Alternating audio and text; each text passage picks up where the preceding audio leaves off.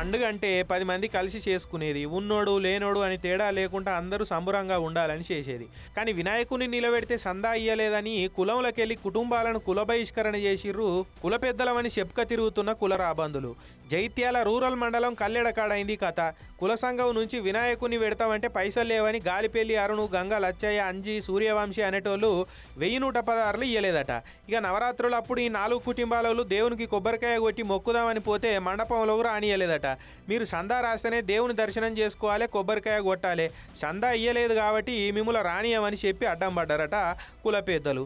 నిమజ్జనం అయినాక కూడా సందా ఎందుకు ఇయ్యలేదో పంచాయతీ కూడా పెట్టిరట. పైసలు ఇయ్యలేదు కాబట్టి కులంలోకి వెళ్ళి బహిష్కరిస్తున్నాం, వీళ్ళతోటి ఎవరన్నా మాట్లాడినా వాళ్ళకేమన్నా సామాన్లు ఇచ్చినా అమ్మినా కొన్నా వాళ్ళకి 25,000 దండుగేస్తామని స్వయం ప్రకటిత కుల పెద్దలు చాటింపేసిరట. మా ఇంట్లో మేమే సార్ దిద్దుకొని అప్పటికి వెళ్ళిపోయినా మే ఎట్లా పెట్టాలి సార్? మాకు